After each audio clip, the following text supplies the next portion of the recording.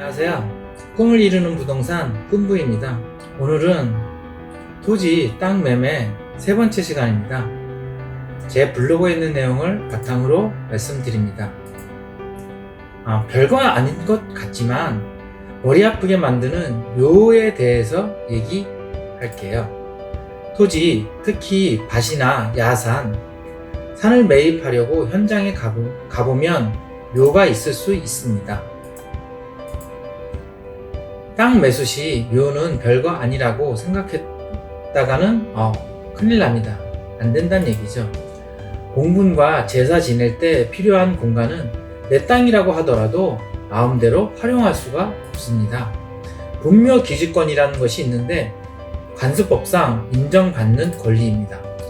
여러 상황으로 생길 수가 있는데 상을 치르고 상주가 땅 주인에게 허락을 받아서 묘를 써서도 발생하고, 이전 땅 주인이 자신의 땅에 조상의 묘를 쓰고 후에 다른 사람에게 땅을 팔았을 때 발생하기도 하며, 혹은 땅 주인 몰래 묘를 써서 20년간 무탈하게 사용 유지되었으면 인정되기도 합니다.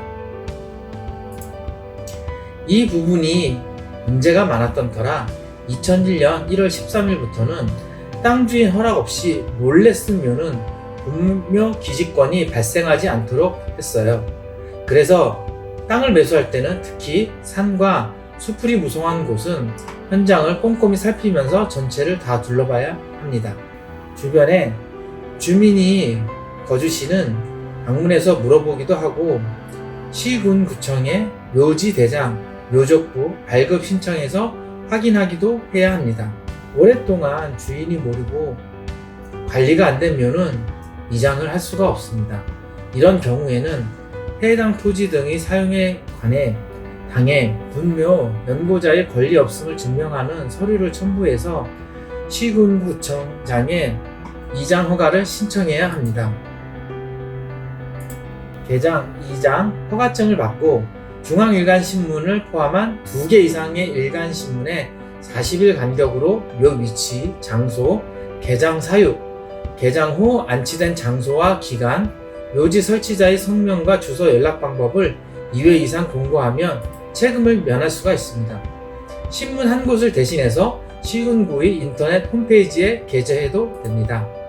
땅을 매수하는 입장에서는 묘가 있는 것을 확인하고 매수하고 싶을 때 매도인이 묘의 처리를 잔금전까지 해결하는 특약을 넣어서 계약을 진행하면 매수인 입장에서는 안전하겠죠. 이렇듯 그냥 넘길 수도 있는 묘가 토지 땅 매매에서는 중요한 부분을 차지할 수도 있으니 꼭 신경 써야 할 부분입니다. 조상의 묘가 있는 경우 땅 소유주가 다수이거나 종가 소유이거나 1인 소유인 경우에도 분쟁이 생길 수도 있어요. 토지 땅 매매 시 골치 아플 수 있는 묘에 대해서 살펴보았습니다. 분묘 기지권 잊지 말아야겠죠. 어떤 토지가 최고로 좋은 것일까에 대해서 한번 얘기해 볼까 합니다. 토지의 지목은 28가지나 되는데 그 중에서 꼭 알아야 할 토지 종류 몇 가지를 파악해 보겠습니다.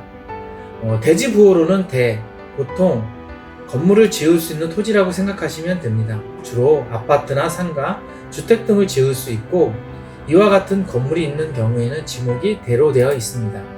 건축물 내장을 발급받으시거나 하면 건축물 내장을 발급받으시면 알 수 있습니다. 잡종지나 농지, 기타 용지에 허가를 받아 건물을 짓고 지목 변경을 하는 경우도 있습니다. 대지인데 지상에 건축물 등이 없는 토지를 나대지라고 합니다. 산지 부호로는 전에는 임야라고 했지만 지금은 이런 용어를 쓰는데 일반적으로 산이고 황무지, 모래땅, 자갈땅, 중림지, 수림지, 습지 등의 토지가 속한다고 보시면 됩니다. 부호로는 밭이라고 하는데 물을 필요할 때에만 주면서 야채나 곡류, 간상수, 약초, 옥수수, 콩, 인삼 등을 재배하는 토지라고 보시면 됩니다. 부호로는 보통 벼가 심어져 있는 땅인데 물을 이용해 미나리, 연뿌리 등 식물을 재배하는 토지라고 보시면 돼요. 과수원 보호로는 과수류인 사과, 귤, 배, 밤 등을 재배하는 토지와 그 부속 시설물 저장고가 포함됩니다. 목장 용지 보호로는 목, 가축을 집단적 모아놓고 기르는 토지, 축산업, 낙농업을 위해 조성한 토지 축사 등의 토지와 그 부속물입니다. 잡종지 보호로는 여러가지 종류 용도로 사용할 수 있는 토지인데 27가지 지목에 속하지 않는 토지로 전, 답, 임야에서 잡종지로 바뀌는 경우가 있고 잡종지에서 대지로 바꾸기 쉬운 토지입니다. 공장용지 보호로는 공장이 들어설 토지나 공장이 있는 토지로 제조업을 목적으로 하는 공장입니다. 창고용지 보호로는 물건 등을 보관하고 저장하는 창고가 들어선 독립적으로 보관시설물과 부속시설물이 있는 토지입니다. 위와 같이 9개 지목은 토지 땅 매수에 있어서 알아두어야 할 지목들입니다. 그렇다면 토지 중에 가장 좋고 비싼 토지는 무엇일까요? 당연히 대지입니다. 농사나 전원생활을 목적으로 두지 않는다면 건물을 지을 수 있는 토지가 가장 투자 가치가 높을 거예요. 좋은 투자를 위해서 지목을 잘 선택해야 하고 땅이 개발될 수 있는 가능성 높은 토지가 좋겠죠. 건물을 지을 수 있는 토지가 좋지만 투자에 있어서는 건물을 짓는다고 무조건 좋은 투자가 아닐 수도 있다는 것은 알아두셔야 합니다. 주변 환경에 맞는 여건으로 주택을 짓던 건물을 짓던 것이 필요합니다. 땅의 시임세가 한정되어 있다면 비용 투자를 해서 자체적인 가치를 높이는 것이 현명하다고 생각합니다. 매입한 토지에 건물을 짓는 경우 설계사무소, 건축사에 의뢰하느냐, 건축업자에게 의뢰하느냐에 따라 장단점이 생깁니다.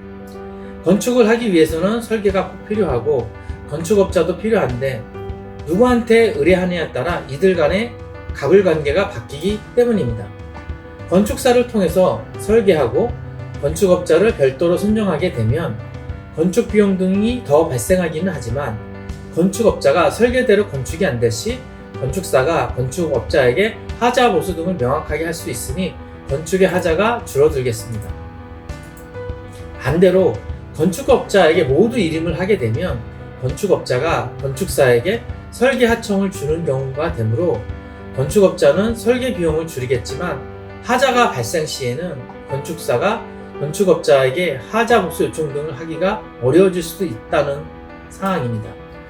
그렇다고 꼭 무조건적으로 그렇다고 꼭 이렇다는 것은 아니지만 그럴 확률이 높기 때문에 잘 알아보고 하는 것이 좋겠습니다. 현실에서 갑을관계라는 것은 꼭 필요하지만 곤란한 일이 발생할 수도 있으니까요. 이렇게 토지에 대해서 세 번째 시간을 가졌습니다. 감사합니다. 다음 시간에 또 뵙겠습니다.